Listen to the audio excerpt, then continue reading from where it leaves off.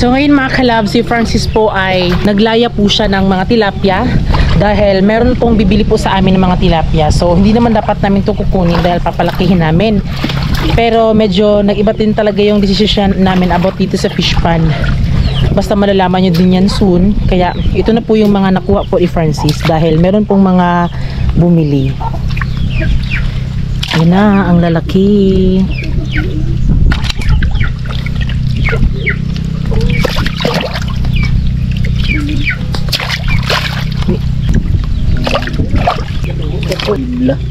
Gamay na may bilin. Paano sa parat? Wala ginod? Batay. Ano yung kalin? Diyan. Oh, one fourth. Nah, pat no?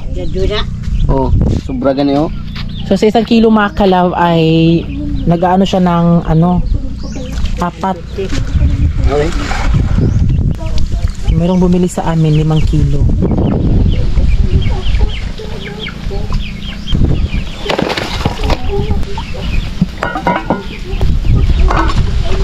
Kaya lang.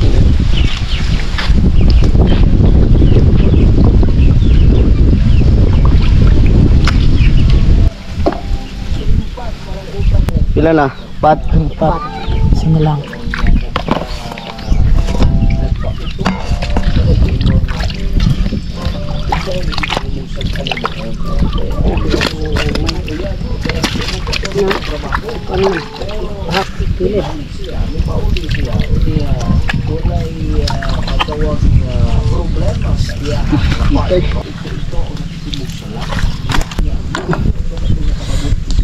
Ba't po nag-5? Sobra eh. 5 na po ba?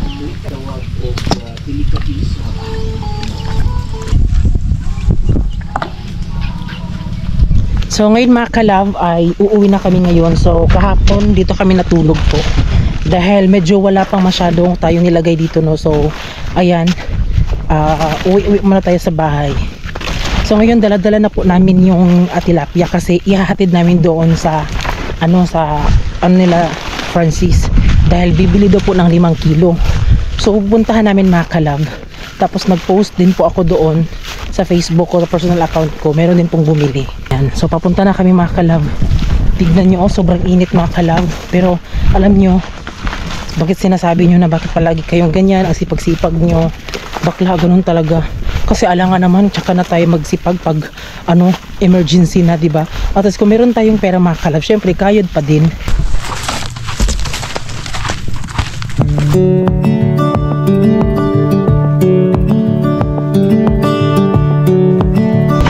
So ayan mga kalaban, dito na kami sa kalsada. So mag-aantay kami dito ng masasakyan namin kasi pwede naman magmotor pero di namin alam kung saan namin ilalagay yung motor namin. So mas pinabuti na lang namin na sakay na lang kami ng motor. Thinking back on when I used to hold your hand, feeling lost and found. Ayan mga kalab, may bill. So isa to kung bakit sobrang sipag talaga namin para makabayad talaga ng mga bills. Kasi diba, the more na madami kang appliances, grabe yung bill talaga. Kaya ayun, tsuga-tsuga lang para may pambayad. So ngayon mga kalab, pumunta kami ngayon ila Mama Inday dahil ititimbang namin itong tilapia para ihatid doon. Ito na.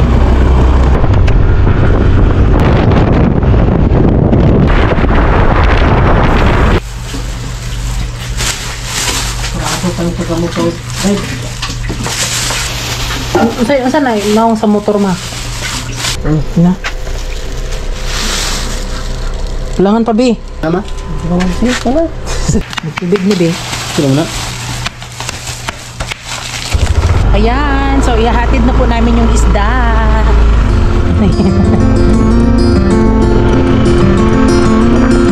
I've been running most of my life, blowing smoke everywhere around. I've been searching, but I can't seem to find someone that can hold me through the night.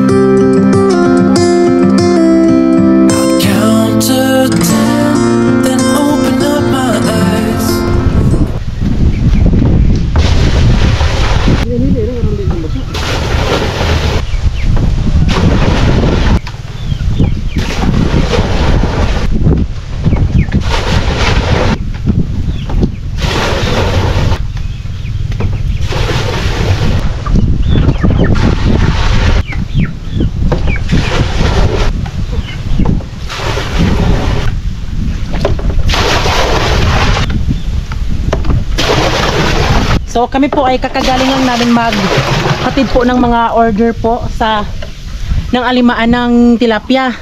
So kakauwi lang namin, so bumili kami ng tisid kasi maglalagay kami ng tisid dito mga kalab. Oh. So nilagyan namin ng tubig yung baril dahil dito namin ilalagay po yung tisid. Ang gagawin ngayon ay, di ba andun yung pamerta namin doon. So punta kami doon namin ipapalabas po ang tubig dahil doon sa fish pond po nila Mama Bibi ay low tide po doon. So nag low tide na siya. So tingnan nyo po mga kalab, oh. Ayan, low tide na. Ayan, nagpalabas kami ng tubig dito. So ayan yung aming pamerta. Mini pamerta namin yan. Wawasakin dapat namin to para lumabas po yung lahat po ng tubig, para makuha po namin yung mga tilapia doon. Pero na-try na namin nung nag-harvest kami, hindi siya lumabas lahat dahil andun po lahat po nag-stack po doon. Kaya yung gagawin namin, doon namin wawasakin po yung pilapil para lumabas po doon, kasi yung tubig kasi dito mga kalab is parang nakasanayan na kasi na pag pumunta doon mga kalab, pag dito doon talaga lumalabas kasi di ba andun po yung pamerta talaga. Kaya yung gagawin namin ngayon ay doon kami mga kalab. Mugawas ang mga isda, biwa na magsampungan be. Mugawas na, oy, dapat may katong sampunganan. So yun mga kalab, ito yung fish pan namin at ito po yung fish pan po nila Mama Bibi. So walang tubig, kaya ang gagawin namin ngayon ay dyan po maghuhukay si Francis or wawasakin po dyan ang pilapil para lumabas po ang mga isda, para lumabas po ang tubig dyan mga kalab, para syempre mawala na po yung tubig doon, kasi kung doon kasi natin bubuksan medyo matagal pa bago siya lumabas po yung tubig, no? Kaya dito na mga kalab, kasi yung tubig kasi papunta talaga siya doon nung hindi pa ito nagawa ng pilapil. So papunta talaga yan doon, di ba? Kaya ngayon hinaharangan po ni Francis sa bandang doon para syempre kapag may isda dyan po lalabas. So maharangan po dyan. Ayan, kaya na po ni Francis po dito. Ayan, para lumabas doon ng tubig.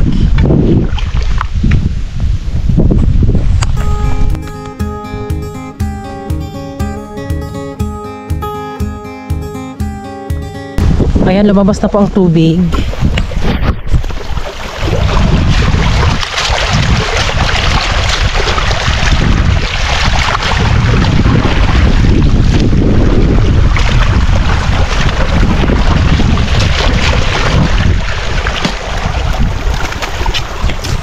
So yung gagawin natin ngayon ay ihahalo natin yung tisid na nandoon. Para syempre pag lumabas na po yung tubig, masasama naman talaga yung isda. So at least pagkatapos nun ay ilagay po natin yung tisid, diba? So yung tisid po, alam ko naman, alam nyo naman talaga kung ang tisid. Pero sa mga sa mga hindi nakakaalam po, syempre yung tisid po, yan po yung pampatay po ng mga anik-anik dito sa fish pan, yung mga toxic talaga. Para syempre, kapag naglagay kayo, kunwari similya, o kung may mga natitira pa ditong mga anik-anik, so syempre, hindi makakain po yung mga similya kasi nilagyan ng tisid, tapos namatay yung mga toxic dito na nasa fish pan, diba? So, syempre, pag naglagay ng similya, edi okay siya, diba? So, nung unang paglagay namin dito, hindi kami naglagay dahil orada-orada lang siya, di ba? Kasi in-sponsor lang kasi yun, so talagang wala talaga muna sa plano na agad-agad talaga. Pero yun, dumating po yung blessing sa amin, kaya napalagay kami agad ng kahit sa awa ng Diyos, di naman kami lugi talaga totally. Dahil sponsor lang naman, so yung lang naman namin is pagkain lang ng isda.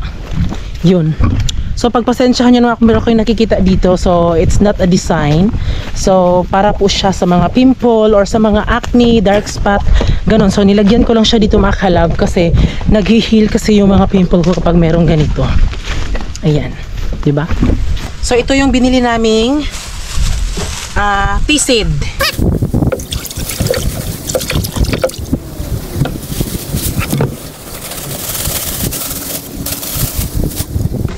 So kailangan natin siyang halo-haluin.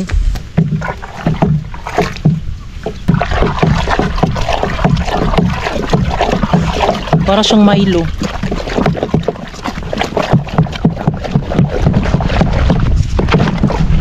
So ginagawa ito para yun nga mapatay po yung mga toxic dito sa fish pan.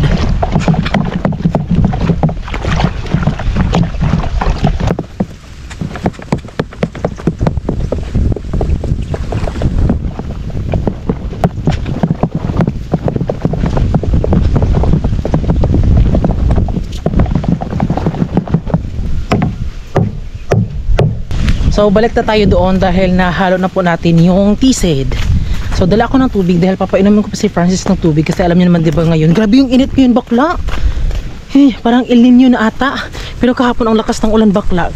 Todo effort kaming maglaba talaga nila Giselle pero ang ending umulan. Ayun, basa lahat ng mga ano namin. Labahan. Nilalabhan namin.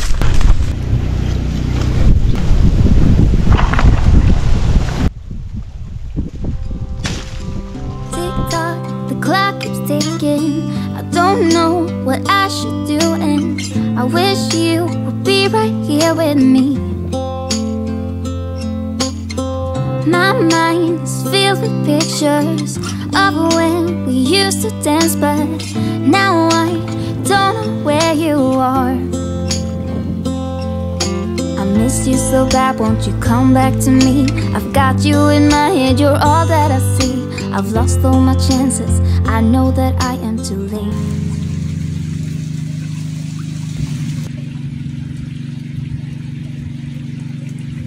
Ayan mga ka-love. Hala. Ayan mga ka-love. Oh. Ha? Nakuha? Bala na. So ayan mga ka-love, meron pong giant na isda. Ato bang dribi? Giant na orange isda. Gani. So kinuha na lang po namin yung giant po na tilapia na kulay orange, 'di ba? Sabi namin sa inyo din naman yan kukunin, pero kukunin na lang namin mga ka-love kasi magtitisid kasi kami. Hello, ayun oh. Ayun siya. Kukunin na lang namin yun mga ka-love.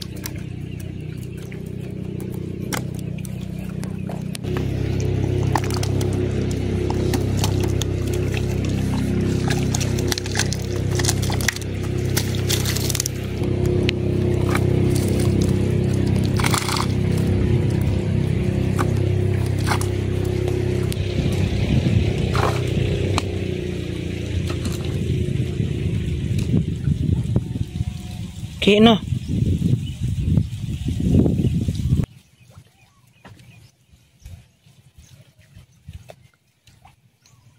Wala, ang dami na oh. So yung gamit po natin na phone ay yung cellphone po ni Francis na Tecno. So kumusta yung quality? Okay ba siya? Yun nga lang, yung camera na to is medyo maalog siya. Ayan oh, di ba maalog? Pero naka-ano ito, naka 4K resolution. If gagamitin ko naman po yung 1080p, okay siya kasi meron siyang stabilization. Pero hindi siya gano'ng ka-clear. Kaya sinet ko siya ng 4K resolution para more quality.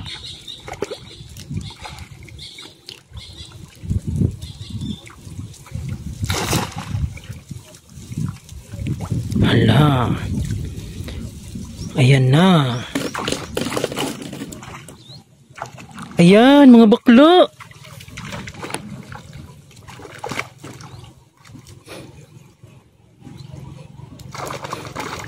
Oh, ayun. Wow. Ayun siya. Ay, thank you Lord, thank you Lord. Thank you Lord God. Oh, nasali na yung ano ba? Malaking isda talaga. Wait, thank you sa blessing, Lord. Ayan, oh.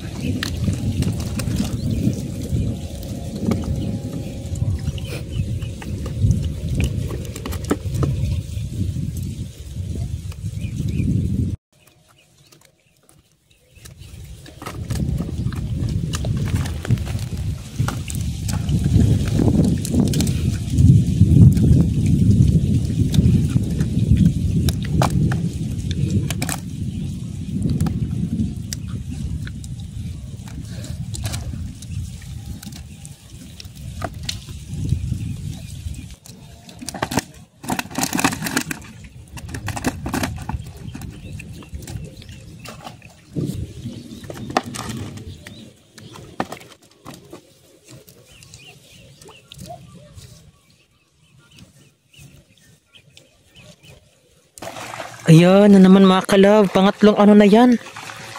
Hey, thank you Lord.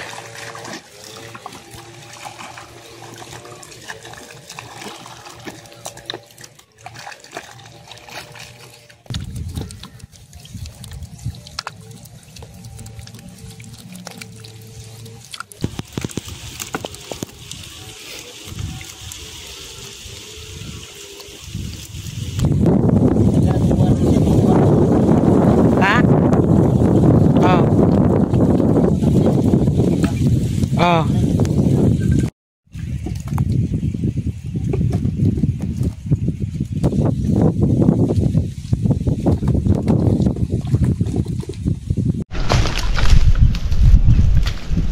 So ayan mga kalab, may mga nakuha si Francis po ng mga tilapia, may bangus.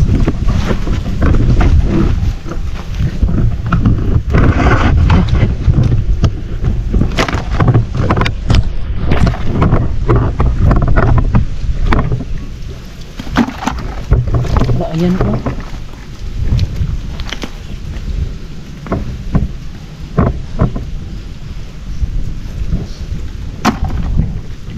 Yan.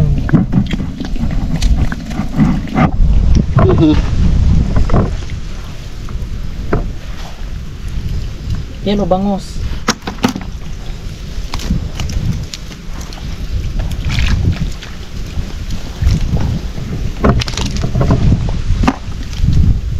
Native. Dami talaga native.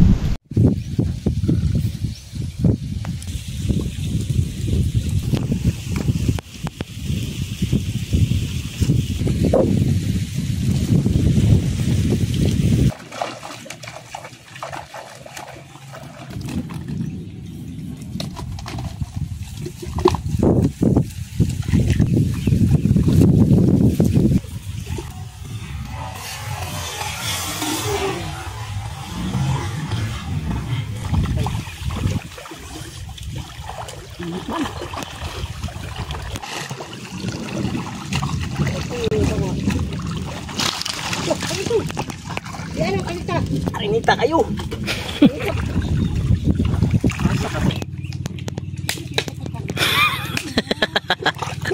Si Mama Bibi may kaaway. Dirang ko na boss. Oh.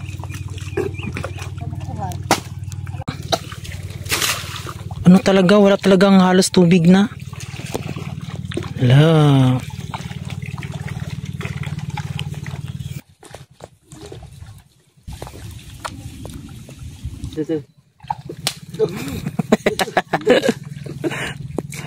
So ganoon lang kadali kay Mama magkuha ng isda.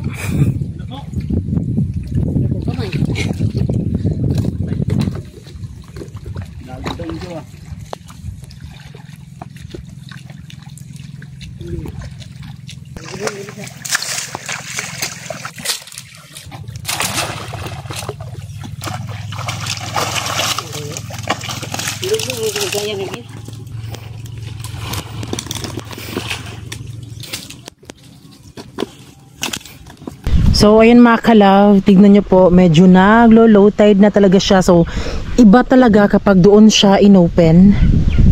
Kasi kuhang-kuha talaga yung mga tubig, 'di ba? Kasi yung kasi papunta kasi doon, 'di ba? So tignan nyo, napaka din po dito, napaka low tide na din.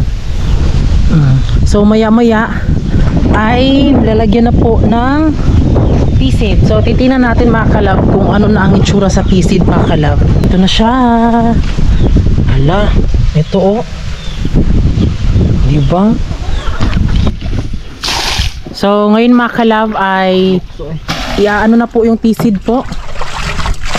Oo, ayun nga mga kalab oh. Tingnan nyo, nagsianuhan po yung nagsitalunan yung mga maliliit na isda. So yan po yung purpose po ng pisid.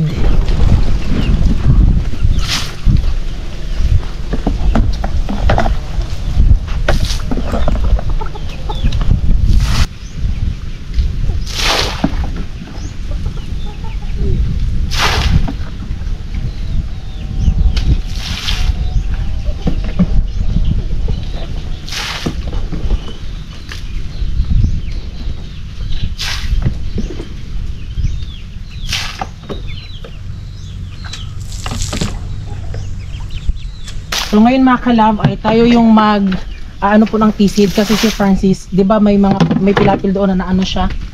So sisirahan so isasarado niya 'yun.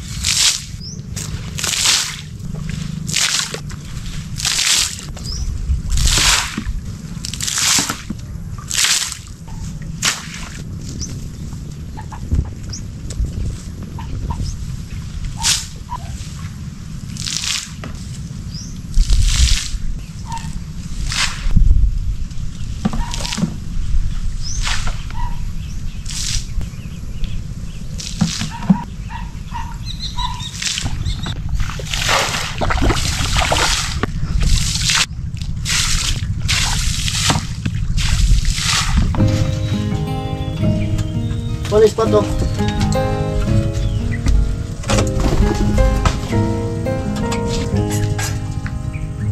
Oh, the lilacs Diyos ko, sobrang adik kami sa kape. So ngayon ay actually kakauwi lang namin kanina. So pagkatapos ito mga kalab ay uuwi kami doon dahil magbebenta naman kami ng isda. Oh, ayan, ibenta namin yung isda mga kalab. Dito talaga sa fish pond ang sarap magkape. So ayan mga kalab, sa wakas nalagyan na din po ng tisid.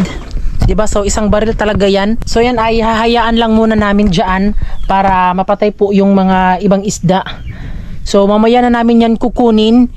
So pagkatapos yan mga kalab ng ilang araw na hayaan dyan ay papasukan na naman po yan ng tubig.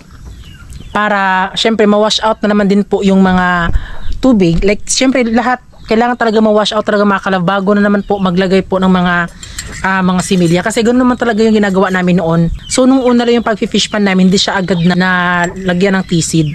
So yung binili po naming tisid po, yun po ay napera namin sa binenta naming tilapia. Tapos yung pera naman po dito sa natanggap naming harvest, yun ay binigyan namin po ng tigwa 1K po yung mga kapatid po ni Francis dahil yung sahuran talaga dito siguro nasa mga 250 or 350 sa isang araw. Pero binigyan lang namin sila ng tigwa 1K mga kalab. Basta dito mga family po ni Francis kasi di ba nakakapagod din yung mga ganun. At yung natirang pera naman po namin ay yun yung ibang bibili namin ng panglagay po dito sa fish pan namin. Ayan. So ayan, kaya abangan nyo po soon yung paglalagay po namin ng mga similya dito. So ayan, abangan nyo po. So kumuha po si Francis ng sako dahil yung nahuling mga tilapia po ay ilalagay na lang dyan mga kalab para isahan na lang kasi uuwi kasi kami ngayon. Tapos makikihits kami kay Kuya PG kasi di ba wala kaming bangka.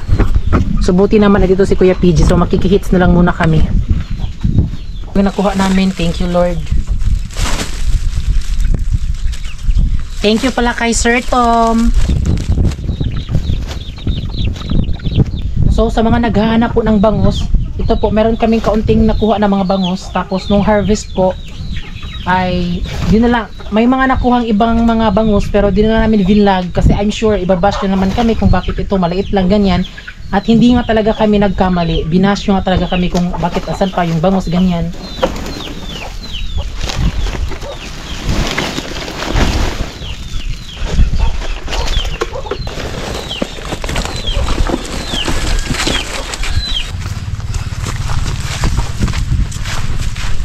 Silimas oh.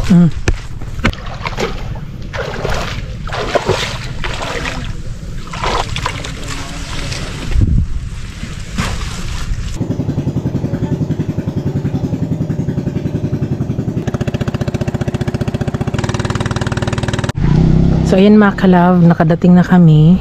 Yan na. Dali na mo ay.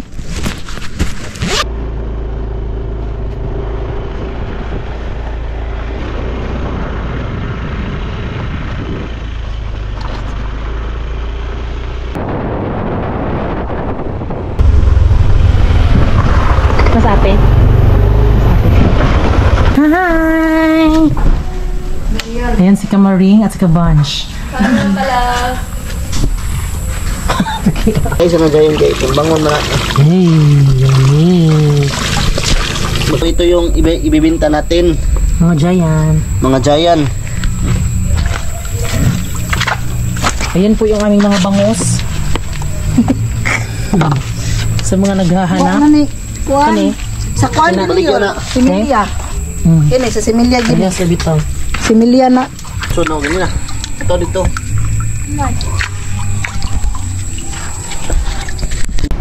So bukas na po namin yan ibebenta.